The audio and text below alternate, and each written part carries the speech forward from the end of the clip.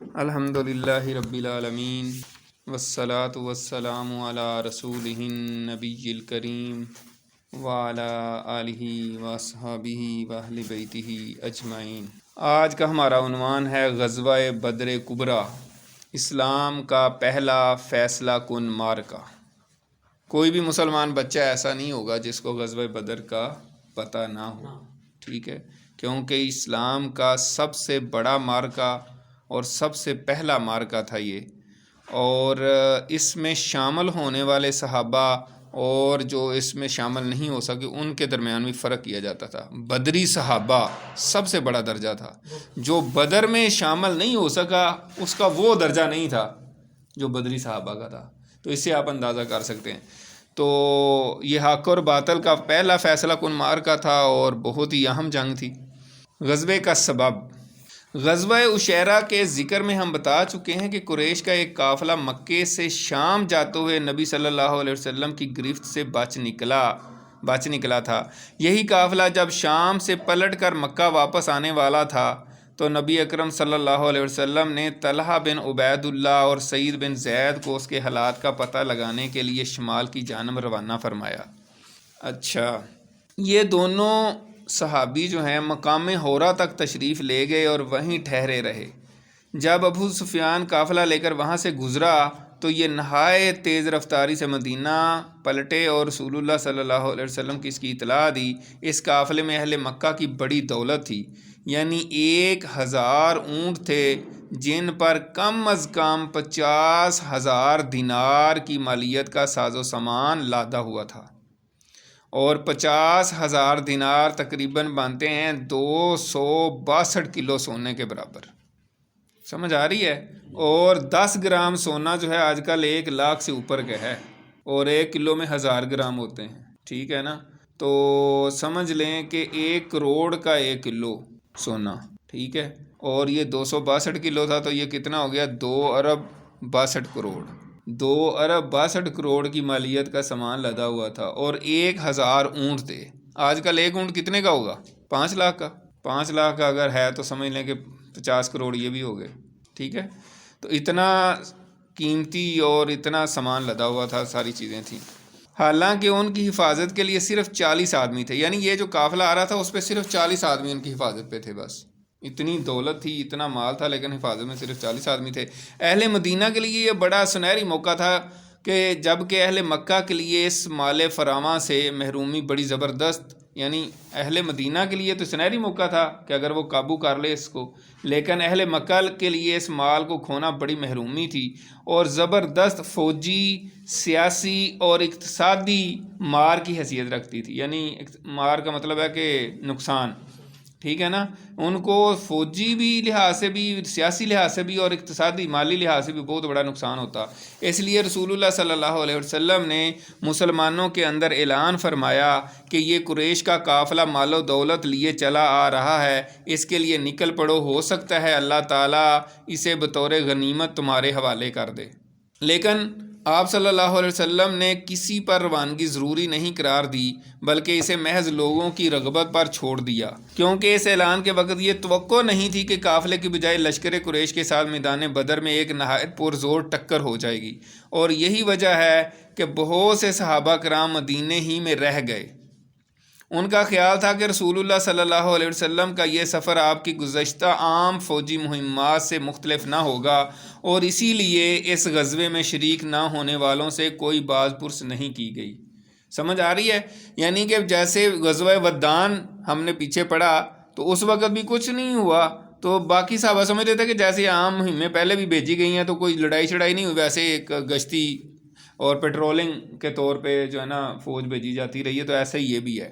تو اس لیے سارے صحابہ نہیں نکلے۔ اسلامی لشکر کی تعداد اور کمان کی تقسیم، رسول اللہ صلی اللہ علیہ وسلم روانگی کے لیے تیار ہوئے تو آپ کے ہمراہ کچھ اوپر 300 افراد تھے، اور مشہور ترین قول یہی ہے کہ 313 تھے، جن میں سے 82 جو ہیں مہاجر تھے اور بقیہ انصار۔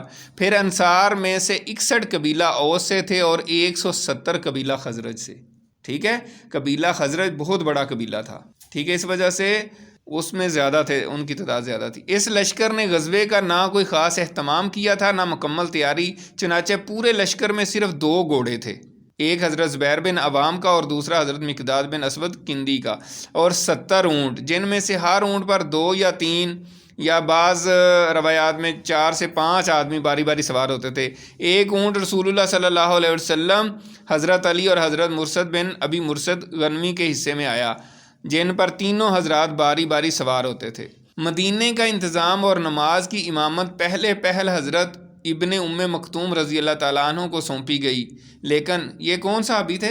نبینہ صحابی تھے، ٹھیک ہے، اور ان کی بڑی فضیلت ہے۔ اللہ تعالیٰ نے ان کے بارے میں آیات بھی نازل کی تھیں کہ آپ نے ایک دفعہ ان کو تھوڑا سا ان کی بات نہیں سنی، اور کچھ قریش کے سردار تھے تو ان کی طرف آپ ذرا ہو گئے، تو اللہ تعالیٰ نے کہا کہ آپ نے، ایک بندہ آیا اللہ کا تو آپ نے ان کی طرف سے منہ ادھر کر لیا، تو اس پہ وہ سورہ عبسہ جو ہے نا بڑی مشہور ہے۔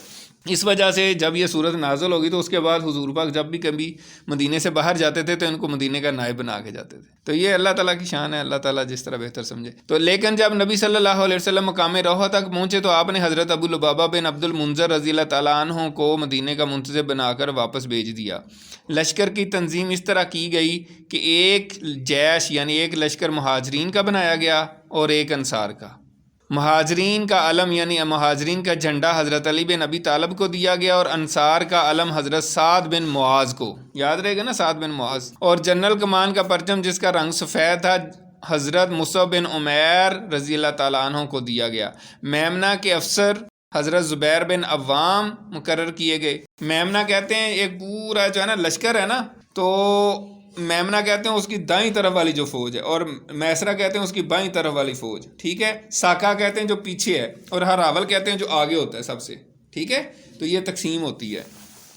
میمنہ کے افسر حضرت زبیر بن عوام رضی اللہ تعالیٰ عنہ مقرر کیے گئے، اور میسرہ کے افسر حضرت مقداد بن اسود، اور جیسا کہ ہم بتا چکے ہیں پورے لشکر میں صرف یہی دونوں بزرگ شاہ سوار تھے، یعنی گھوڑ سوار یہی تھے بس، تو ان کو میمنہ اور میسرہ پر لگا دیا گیا۔ ساکا کی کمان حضرت قیس بن ابی ساسا کے حوالے کی گئی، اور سپہ سالار اعلیٰ کی حیثیت سے جنرل کمان رسول اللہ صلی اللہ علیہ وسلم نے خود سنبھال لی۔ چیف آف آرمی سٹاف کون تھے؟ حضور پاک صلی اللہ علیہ وسلم۔ ساروں کے ہیڈ جو تھے، چھوٹے چھوٹے پھر لشکر بنائے، ان کے ہیڈ بنائے، ٹھیک ہے نا، اور مختلف، دائیں والے کا لیڈر یہ ہوگا، بائیں والا کا یہ ہوگا، آگے کا یہ ہوگا، پیچھے کا یہ ہوگا، پوری لشکر کی ترتیب یہ بنائی، لیکن سب کا ہیڈ کون ہوگا؟ نبی پاک صلی اللہ علیہ وسلم، سپہ سالار اعلیٰ، جس کو آج کل آپ چیف آف آرمی سٹاف کہتے ہیں۔ اچھا جی، اس کے بعد مکے میں خطرے کا اعلان۔ دوسری طرف قافلے کی صورتحال یہ تھی کہ ابو سفیان جو اس کا نگہبان تھا، جو ابھی ہم نے کہا کہ شام سے قافلہ واپس آ رہا تھا اتنے قیمتی سامان لے کر، وہ حد درجہ محتاط تھا۔ اسے معلوم تھا کہ مکہ کا راستہ خطروں سے پر ہے، اس لیے وہ حالات کا مسلسل پتہ لگاتا رہتا تھا، اور جن قافلوں سے ملاقات ہوتی تھی ان سے کیفیت دریافت کرتا رہتا تھا۔ چنانچہ اسے جلد ہی معلوم ہو گیا کہ محمد صلی اللہ علیہ وسلم نے صحابہ کرام کو قافلے پر حملے کی دعوت دے دی ہے، لہٰذا اس نے فوراً زمزم بن عمر غفاری کو اجرت دے کر مکے بھیجا کہ وہاں جا کر قافلے کی حفاظت کے لیے قریش میں نفیر عام کی صدا لگائے، یعنی اعلان کر دے عام کہ اپنے قافلے کی حفاظت کر لیں۔ زمزم نہایت تیز رفتاری سے مکہ آیا، اور عرب دستور کے مطابق اپنے اونٹ کی ناک چپڑی، کجاوا الٹا، کرتا پھاڑا، اور وادی مکہ میں اسی اونٹ پر کھڑے ہو کر آواز لگائی، اونٹ کے اوپر کھڑا ہو گیا، کیا آواز لگائی؟ اے جماعت قریش، قافلہ قافلہ، تمہارا مال جو ابو سفیان کے ہمراہ ہے اس پر محمد اور اس کے ساتھی دعویٰ بولنے جا رہے ہیں، مجھے یقین نہیں ہے کہ تم اسے پا سکو گے، مدد مدد۔ اس طرح اس نے اعلان کیا، اور پورے قریش میں ایک جو ہے نا شور مچ گیا۔ جنگ کے لیے اہل مکہ کی تیاری۔ یہ آواز سن کر لوگ ہر طرف سے دوڑ پڑے، کیونکہ سب نے اس میں اپنا بہت زیادہ مال لگایا ہوا تھا، اور یہ قافلہ خاص طور پہ انہوں نے کہا تھا کہ اس قافلے کی جتنی بھی کمائی ہوگی یہ مسلمانوں کے خلاف ہم نے استعمال کرنی ہے. مسلمان ہمیں تنگ کر رہے ہیں مدینے میں جا کے، تو مسلمانوں کو ان کے گھر میں گھس کے ہم مار دیں گے. لہٰذا یہ قافلہ بہت زیادہ سارا، ہر بندے مال جمع کریں، تجارت کی جائے، اور اس میں جتنی بھی کمائی آئے گی سارے مسلمانوں کے خلاف لگائیں گے. تو اس وجہ سے انہوں نے زیادہ سے زیادہ اس میں کمائی لگائی ہوئی تھی اور زیادہ سے زیادہ پیسے لگائے ہوئے تھے. اس وجہ سے اتنا قیمتی اس میں سامان تھا اور مال تھا. یہ آواز سن کر لوگ ہر طرف سے دوڑ پڑے. کہنے لگے محمد اور اس کے ساتھی سمجھتے ہیں کہ یہ قافلہ بھی ابن حضرمی کے قافلے جیسا ہے. جی نہیں، ہرگز نہیں. یہ ابن حضرمی کے قافلہ کون سا ہے؟ جیسے میں نے آپ کو کہا تھا ہائی لائٹ کر لیں. عمر بن حضرمی، پیچھے جو حضرت عبداللہ بن جاش کا جو ہے نا سریہ تھا، اس میں انہوں نے کسی نے تیر مار کے اس کو مار دیا تھا، یاد ہے؟ رجب کے مہینے کی آخری تاریخ میں تو حضور پاک نے اس سے اعلان برات کیا تھا کہ میں نے تمہیں یہ حکم نہیں دیا تھا. یہ اس کی بات ہو رہی ہے. ہرگز نہیں، خدا کی قسم انہیں پتہ چل جائے گا کہ ہمارا معاملہ کچھ اور ہے. یہ کون کہہ رہے ہیں؟ مکہ کے لوگ. چنانچہ سارے مکے میں دو ہی طرح کے لوگ تھے، یا تو آدمی خود جنگ کے لیے نکل رہا تھا یا اپنی جگہ کسی اور کو بیچ رہا تھا، اور اس طرح گویا سبھی نکل پڑے. خصوصاً معززین مکہ میں سے کوئی بھی پیچھے نہ رہا، یعنی ان کی نظر میں جو معزز تھے، یعنی مکے کے جو بڑے اپنے آپ کو معزز سمجھتے تھے، ٹھیک ہے نا. صرف ابو لہب اپنی جگہ اپنے ایک قرض دار کو بھیجا، یعنی صرف ابو لہب پیچھے رہ گیا، تو اس نے اپنے کسی قرض دار کو جس نے اس کے پیسے دینے تھے، اس نے کہا کہ تو میری جگہ تو چلا جا. گرد و پیش کے قبائل عرب کو بھی قریش نے بھرتی کیا، اور خود قریشی قبائل میں سے سوائے بنو عدی کے کوئی بھی پیچھے نہ رہا. البتہ بنو عدی کے کسی بھی آدمی نے اس جنگ میں شرکت نہ کی. قریش کے جتنے بھی قبیلے تھے، ٹھیک ہے نا، بنو مخزوم اور بنو جمح اور اس طرح بنو عدی، ٹھیک ہے، جو ہے نا بنو ہاشم، ٹھیک ہے، بنو عبد الدار، تو اس میں صرف اب بنو عدی جو ہے نا حضرت عمر کا قبیلہ تھا، یہ قبیلہ نہیں جنگ پہ گیا. بنو ہاشم کون سا قبیلہ ہے پتہ ہے کسی کو؟ حضور پاک صلی اللہ علیہ وسلم کا جو قبیلہ تھا، جو حضور پاک کے باقی جو لوگ تھے جو مکے میں تھے، بنو ہاشم بھی جنگ کے لیے آیا تھا. ٹھیک ہے. مکی لشکر کی تعداد، ابتدا میں مکی لشکر کی تعداد 1300 تھی، جن کے پاس 100 گھوڑے اور 600 زریں تھیں. اونٹ کثرت سے تھے. اچھا، اب مسلمانوں کے پاس کتنے گھوڑے تھے؟ 2، اور ان کے پاس کتنے؟ 100. ٹھیک ہے. اور مسلمان سارے ٹوٹل کتنے؟ 313، اور ان کے پاس 600 زریں ہیں. ایک زیرہ کسی نے پہنی ہو تو اس کو تیر شیر نہیں لگے گا، کچھ بھی نہیں لگے گا، تلوار مارو گے پھر بھی نہیں لگے گی. زیرہ لوہے کا لباس ہوتا ہے. اونٹ کثرت سے تھے جن کی ٹھیک تعداد معلوم نہ ہو سکی. لشکر کا سپہ سالار اعلیٰ ابو جہل بن حشام تھا. ٹھیک ہے جی. ادھر مسلمانوں کے حضور پاک سپہ سالار اعلیٰ ہیں اور ادھر ابو جہل. قریش کے 9 معزز آدمی اس کی رسد کے ذمہ دار تھے. ایک دن 9 اور ایک دن 10 اونٹ ذبح کیے جاتے تھے. قافلہ بچ نکلا. ابو سفیان نے خط لکھ کر بھی ان کو بتا دیا تھا کہ قافلہ بچ کے نکل گیا تو تم واپس چلے جاؤ. ابو سفیان کے بچ نکلنے کی تفصیل یہ ہے کہ وہ شام سے کاروانی شہرہ پر تو چلا آ رہا تھا، لیکن مسلسل چکنا اور بیدار تھا. اس نے اپنی فراہمی اطلاعات کی کوششیں بھی 2 چند کر رکھی تھیں. جب وہ بدر کے قریب پہنچا تو خود قافلے سے آگے جا کر مجدی بن عمر سے ملاقات کی. یہ مجدی بن عمر پیچھے بھی اس کا ذکر آیا تھا. بنی جو جوہینہ قبیلہ تھا اس کا یہ سردار تھا، جس نے ابو جہل کے قافلے کے ساتھ جب حضرت امیر حمزہ کا مقابلہ ہونے لگا تھا، سفرہ ہو گئے تھے، تو اس نے آگے صلح کروائی تھی. یہ وہی بندہ ہے. تو مجدی بن عمر سے ملاقات کی اور اس سے لشکر مدینہ کی بابت دریافت کیا. مجدی نے کہا میں نے کوئی خلاف معمول آدمی تو نہیں دیکھا، البتہ 2 سوار دیکھے جنہوں نے ٹیلے کے پاس اپنے جانور بٹھائے، پھر اپنے مشکیزے میں پانی بھر کر چلے گئے. ابو سفیان لپک کر وہاں پہنچا اور ان کے اونٹ کی مینگنیاں اٹھا کر توڑیں تو اس میں کھجور کی گٹھلی برآمد ہوئی. ابو سفیان نے کہا خدا کی قسم یہ یثرب کا چارہ ہے، یعنی مدینے کا. اس کے بعد وہ تیزی سے قافلے کی طرف پلٹا اور اسے مغرب کی طرف موڑ کر اس کا رخ ساحل کی طرف کر دیا. کیا مطلب؟ اس کو پتہ چل گیا کہ یہ جو جاسوس آئے ہوئے تھے یہاں پہ، یہ مدینہ سے حضور پاک نے بھیجے تھے. اس نے کتنا ذہین آدمی تھا، اس نے ان کی مینگنیاں توڑ کے چارے کا اندازہ لگایا. یہ کہاں کا چارہ ہے؟ یہ مدینے کا چارہ ہے، لہٰذا یہ مدینے سے لوگ آئے ہیں، لہٰذا یہ محمد نے بھیجے ہیں اور صلی اللہ علیہ وسلم، اور یہ ابھی قریب ہی کہیں ہوں گے ان کا قافلہ، مطلب لشکر. ٹھیک ہے نا. تو وہ فوراً اس کو سمجھ آ گئی. تو یہ ہوتی ہے ذہانت. اس نے کتنی تیزی سے چیز کو سمجھا، ٹھیک ہے نا. اب اس کو مینگنیاں بھی توڑنی پڑی تو اس نے توڑ کے وہ رزلٹ پہ پہنچ گیا. اس کے بعد وہ تیزی سے قافلے کی طرف پلٹا اور اسے مغرب کی طرف موڑ کر اس کا رخ ساحل کی طرف کر دیا اور بدر سے گزرنے والی کاروانی شاہراہ کو بائیں ہاتھ چھوڑ دیا. اس طرح قافلے کو مدنی لشکر کے قبضے میں جانے سے بچا لیا اور فوراً ہی مکی لشکر کو اپنے بچ نکلنے کی اطلاع دیتے ہوئے اسے واپس جانے کا پیغام دیا، جو اسے جوفہ میں موصول ہوا. یعنی اس نے اپنے جو لشکر آ رہا تھا مکہ سے ان کو کہا کہ بھائی قافلہ میں نے بچا لیا ہے، اب تم واپس چلے جاؤ. ٹھیک ہو گیا. مکی لشکر کا ارادہ واپسی اور باہمی پھوٹ.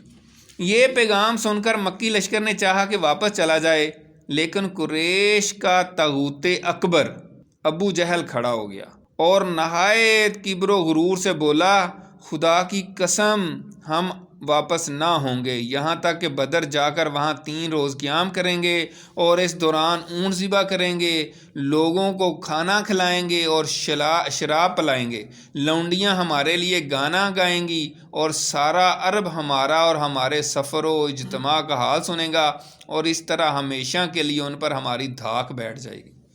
یعنی اس نے کہا کہ نہیں واپس نہیں جانا، اب ہم یہ ذرا دھوم دھڑکا کریں گے جس کو کہتے ہیں نا، اور پورے عرب میں ہماری بلے بلے ہو جائے ایک دفعہ، لوگوں کو پتہ چلے ہم کتنے طاقتور ہیں اور ہمارے مقابلے میں کوئی نہیں آئے گا. اس طریقے سے اس نے سوچا.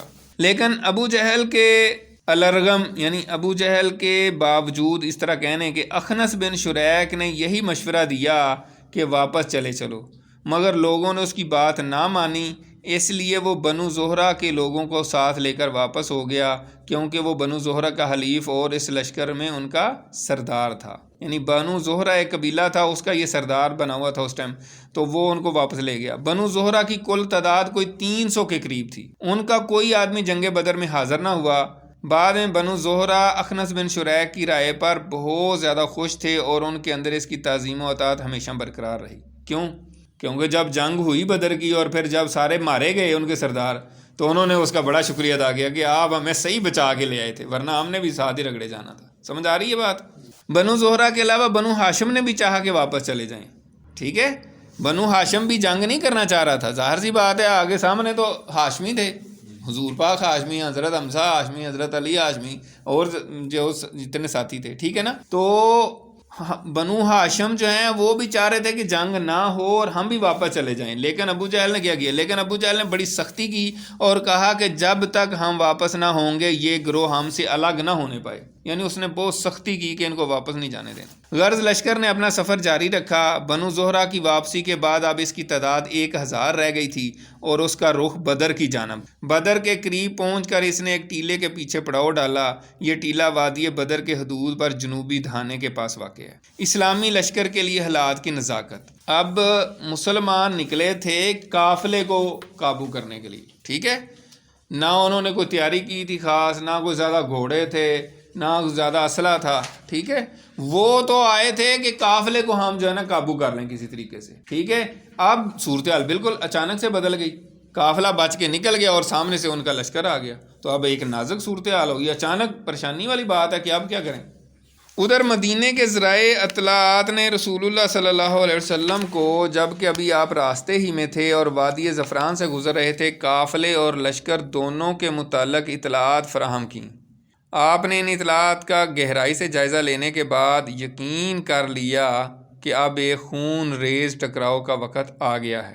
ظاہر ہے قافلہ بچ کے نکل گیا اور لشکر ان کا آ گیا، اور ایک ایسا اقدام ناگزیر ہے جو شجاعت و بصالت اور جرأت و جسارت پر مبنی ہو، کیونکہ یہ بات قطعی تھی کہ اگر مکی لشکر کو اس علاقے میں یوں ہی دندناتا ہوا پھرنے دیا جاتا تو اس سے قریش کی فوجی ساکھ کو بڑی قوت پہنچ جاتی اور ان کی سیاسی بالادستی کا دائرہ دور تک پھیل جاتا. سمجھ آ رہی ہے؟ اگر وہ ادھر ہی دندناتے پھرتے تو وہ ساری دنیا دیکھتی کہ ہاں یار ان کے تو کوئی مقابلے کا ہی نہیں ہے اور یہ تو بڑے طاقتور لوگ ہیں، تو وہ سیاسی طور پہ بھی لوگ ان سے ڈرتے اور پھر کہتے کہ ہاں ہم ان کے ساتھ معاہدے کریں. ٹھیک ہے. اور ان کا روب قائم ہو جاتا. اس وجہ سے ان کو اس طرح اجازت نہیں دی جا سکتی تھی. مسلمانوں کی آواز دب کر کمزور ہو جاتی اور اس کے بعد اسلامی دعوت کو ایک بے روح ڈھانچہ سمجھ کر اس علاقے کا ہر شخص جو اپنے سینے میں اسلام کے خلاف کینہ و عداوت رکھتا تھا شر پر آمادہ ہو جاتا. پھر ان سب باتوں کے علاوہ آخر اس کی کیا ضمانت تھی کہ مکی لشکر مدینے کی جانب پیش قدمی نہیں کرے گا اور اس مارکہ کو مدینہ کی چار دیواری تک منتقل کر کے مسلمانوں کو ان کے گھروں میں گھس کر تباہ کرنے کی جرات اور کوشش نہیں کرے گا۔ یعنی اس اگر لشکر کو، مکہ کا جو لشکر آ گیا تھا وہاں پہ بدر کے مقام پہ، اگر ان کو وہاں ہی نہ روکتے تو اس کی کیا گارنٹی ہے کہ وہ مدینے میں ہی آ کے مسلمانوں کو جو ہے نا آ کے مارنا شروع کر دیتا۔ سمجھ آ رہی ہے نا؟ جی ہاں، اگر مدنی لشکر کی جانب سے ذرا بھی گریز کیا جاتا تو یہ سب کچھ ممکن تھا، اور اگر ایسا نہ بھی ہوتا تو مسلمانوں کی ہیبت و شہرت پر تو بہرحال اس کا نہایت برا اثر پڑتا۔ مجلس شورا کا اجتماع۔ اب دیکھیں جو بھی صورتحال ہوتی تھی، اللہ تعالیٰ کا بھی حکم تھا نبی اکرم صلی اللہ علیہ وسلم کو کہ کوئی بھی معاملہ درپیش ہو تو آپ کیا کریں؟ مشورہ کریں صحابہ کے ساتھ۔ تو اسی وجہ سے حضور پاک مشورہ کرتے تھے۔ تو ہمارے لیے بھی یہی سبق ہے کہ کوئی بھی یہاں معاملہ ہو تو ہم مشورہ کریں۔ حالات کی اس اچانک اور پرخطر تبدیلی کے پیش نظر رسول اللہ صلی اللہ علیہ وسلم نے ایک اعلیٰ فوجی مجلس شورا منعقد کی، یعنی مجلس مشاورت منعقد کی، جس میں درپیش صورتحال کا تذکرہ فرمایا اور کمانڈروں اور عام فوجیوں سے تبادلہ خیالات کیا۔ اس موقع پر ایک گروہ خون ریز ٹکراؤ کا نام سن کر کانپ اٹھا اور اس کا دل لرزنے اور دھڑکنے لگا۔ اسی گروہ کے متعلق اللہ تعالیٰ کا ارشاد ہے، کما اخرجک ربک من بیتک بالحق وان فریقا من المؤمنین لکارہون یجادلونک فی الحق بعدما تبین کانما یساقون الی الموت وہم ینظرون۔ جیسا کہ تجھے تیرے رب نے تیرے گھر سے حق کے ساتھ نکالا اور مومنین کا ایک گروہ ناگوار سمجھ رہا تھا، وہ تجھ سے حق کے بارے میں اس کے واضح ہو چکنے کے بعد جھگڑ رہے تھے، گویا وہ آنکھوں دیکھتے موت کی طرف ہانکے جا رہے ہیں۔ لیکن جہاں تک قائدین لشکر کا تعلق ہے تو حضرت ابو بکر رضی اللہ تعالیٰ عنہ اٹھے اور نہایت اچھی بات کہی۔ پھر حضرت عمر بن خطاب رضی اللہ تعالیٰ عنہ اٹھے اور انہوں نے بھی نہایت عمدہ بات کہی۔ پھر حضرت مقداد بن عمر رضی اللہ تعالیٰ عنہ اٹھے اور عرض پرداز ہوئے، اے اللہ کے رسول، اللہ نے آپ کو جو راہ دکھلائی ہے اس پر رواں دواں رہیے، ہم آپ کے ساتھ ہیں۔ خدا کی قسم ہم آپ سے وہ بات نہیں کہیں گے جو بنی اسرائیل نے موسیٰ علیہ السلام سے کہی تھی۔ کیا کہا تھا انہوں نے؟ فَاذْهَبْ أَنْتَ وَرَبُّكَ فَقَاتِلَا إِنَّا هَاهُنَا قَاعِدُونَ۔ ترجمہ اس کا کیا ہے؟ تم اور تمہارا رب جاؤ اور لڑو، ہم یہیں بیٹھے ہیں۔ بنی اسرائیل نے حضرت موسیٰ علیہ السلام سے کہا تھا کہ آپ اور آپ کا رب جائیں اور لڑیں، ہم تو نہیں جاتے بھائی، وہ تو بڑی تگڑی قوم ہے، ہم ادھر ہی بیٹھے ہیں۔ تو یہ صحابی جو ہیں حضرت مقداد بن عمر کہہ رہے ہیں کہ حضور ہم اس طرح نہیں کہیں گے، ہم کہیں گے کہ آپ چلیں اور آپ کا رب، اور ہم بھی آپ کے ساتھ لڑیں گے۔ کیا بات ہے صحابہ کرام کی، کیا بات ہے، سبحان اللہ۔ بلکہ ہم یہ کہیں گے کہ آپ اور آپ کے پروردگار چلیں اور لڑیں اور ہم بھی آپ کے ساتھ لڑیں گے۔ اس ذات کی قسم جس نے آپ کو حق کے ساتھ مبعوث فرمایا ہے، اگر آپ ہم کو برق غمار تک لے چلیں، یعنی ایک جگہ کا نام ہے جو بہت دور تک، بہت دور کی تھی، تو ہم راستے والوں سے لڑتے بھڑتے آپ کے ساتھ وہاں بھی چلیں گے۔ رسول اللہ صلی اللہ علیہ وسلم نے ان کے حق میں کلمہ خیر ارشاد فرمایا اور دعا دی۔ یہ تینوں کمانڈر مہاجرین سے تھے جن کی تعداد لشکر میں کم تھی۔ کتنی تھی تعداد ان کی؟ ابھی ہم نے پڑھا ہے، بہت کم تھی۔ مہاجرین کی تعداد تھی وہ 61 تھی۔ تو ظاہر ہے باقی سارے کتنے تھے؟ وہ سارے انصار تھے۔ تو اس لیے نبی اکرم صلی اللہ علیہ وسلم چاہ رہے تھے کہ وہ کچھ کہیں۔ تو اس وجہ سے جن کی تعداد لشکر میں کم تھی، رسول اللہ صلی اللہ علیہ وسلم کی خواہش تھی کہ انصار کی رائے معلوم کریں، کیونکہ وہی لشکر میں اکثریت رکھتے تھے اور مارکے کا اصل بوجھ انہی کے شانوں پر پڑنے والا تھا۔ درا حالانکہ بیعت عقبہ کی روح سے ان پر لازم نہ تھا کہ مدینے سے باہر نکل کر جنگ کریں، ٹھیک ہے نا؟ یعنی جو بیعت عقبہ ہوئی تھی اس میں جو ایگریمنٹ ہوا تھا حضور پاک کے ساتھ، اس میں یہ تھا کہ مدینے پہ اگر کوئی حملہ کرے گا، حضور پاک کو کوئی نقصان پہنچانے کی کوشش کرے گا، تو پھر ہم آپ کی ہر طرح سے حفاظت کریں گے، لیکن مدینے سے باہر نکل کے جنگ کرنے کی کوئی اس میں بات نہیں تھی۔ تو یہ بات ہو رہی ہے۔ اس لیے آپ نے مذکورہ تینوں حضرات کی باتیں سننے کے بعد پھر فرمایا، لوگوں مجھے مشورہ دو۔ مقصود انصار تھے اور یہ بات انصار کے کمانڈر اور علمبردار حضرت سعد بن معاذ نے بھانپ لی۔ حضرت سعد بن معاذ کا آپ کو میرے خیال یاد ہو گیا ہوگا، ٹھیک ہے نا؟ چنانچہ انہوں نے عرض کیا، بخدا ایسا معلوم ہوتا ہے کہ اے اللہ کے رسول، آپ کا روح سخن ہماری طرف ہے آپ نے فرمایا ہاں۔ انہوں نے کہا ہم تو آپ پر ایمان لائے ہیں، آپ کی تصدیق کی ہے اور یہ گواہی دی ہے کہ آپ جو کچھ لے کر آئے ہیں سب حق ہے، اور اس پر ہم نے آپ کو اپنی سمع و اطاعت کا عہد و میثاق دیا ہے، لہٰذا اے اللہ کے رسول آپ کا جو ارادہ ہے اس کے لیے پیش قدمی فرمائیے۔ اس ذات کی قسم جس نے آپ کو حق کے ساتھ مبعوث فرمایا ہے، اگر آپ ہمیں ساتھ لے کر اس سمندر میں کودنا چاہیں تو ہم اس میں بھی آپ کے ساتھ کود پڑیں گے۔ کون سا سمندر تھا؟ بحیرہ کلزم، یہ جو سامنے نظر آ رہا ہے۔ ہمارا ایک آدمی بھی پیچھے نہ رہے گا، ہمیں قطعاً کوئی ہچکچاہٹ نہیں کہ کل آپ ہمارے ساتھ دشمن سے ٹکرا جائیں۔ ہم جنگ میں پامرد اور لڑنے میں جوان مرد ہیں، اور ممکن ہے اللہ آپ کو ہمارا وہ جوہر دکھلائے جس سے آپ کی آنکھیں ٹھنڈی ہو جائیں، بس آپ ہمیں ہمراہ لے کر چلیں، اللہ برکت دے۔ ایک روایت میں یوں ہے کہ حضرت سعد بن معاذ نے رسول اللہ صلی اللہ علیہ وسلم سے عرض کیا کہ غالباً آپ کو اندیشہ ہے کہ انصار اپنا یہ فرض سمجھتے ہیں کہ وہ آپ کی مدد محض اپنے دیار میں کریں، یعنی مدینہ میں رہ کے، اس لیے میں انصار کی طرف سے بول رہا ہوں اور ان کی طرف سے جواب دے رہا ہوں۔ عرض ہے کہ آپ جہاں چاہیں تشریف لے چلیں، جس سے چاہیں تعلق قائم کریں اور جس سے چاہیں تعلق توڑ لیں، ہمارے مال میں سے جو چاہیں لے لیں اور جو چاہیں دے دیں، اور جو آپ لے لیں گے وہ ہمارے نزدیک اس سے زیادہ پسندیدہ ہوگا جسے آپ چھوڑ دیں گے۔ سبحان اللہ۔ انہوں نے کہا کہ جو ہمارا مال ہے نا، آپ اس میں سے جتنا چاہیں لے لیں، جتنا چاہیں ہمارے لیے رہنے دیں، اور جو آپ لے لیں گے وہ ہمیں زیادہ پسند ہے کہ آپ نے جو لیا، ہمیں بڑی خوشی ہوگی کہ آپ نے یہ ہمارا مال لیا ہے۔ سمجھ آ رہی ہے؟ اور اس معاملے میں آپ کا جو بھی فیصلہ ہوگا ہمارا فیصلہ بہرحال اس کے تابع ہوگا۔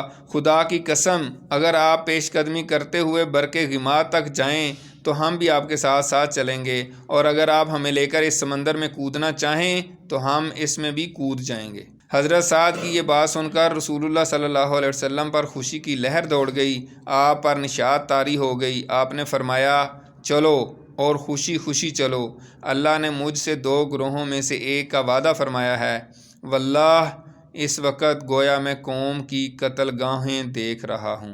اللہ تعالیٰ نے آپ کو پہلے ہی دکھا دیا کہ کون کون بندہ کہاں کہاں پہ قتل ہوگا۔ وہ احادیث میں آتا ہے کہ آپ نے پہلے فرما دیا تھا کہ ابو جہل یہاں قتل ہوگا، فلاں یہاں قتل ہوگا، امیہ بن خلف یہاں قتل ہوگا، فلاں یہاں قتل ہوگا، اس طرح سب کو آپ نے بتا دیا تھا۔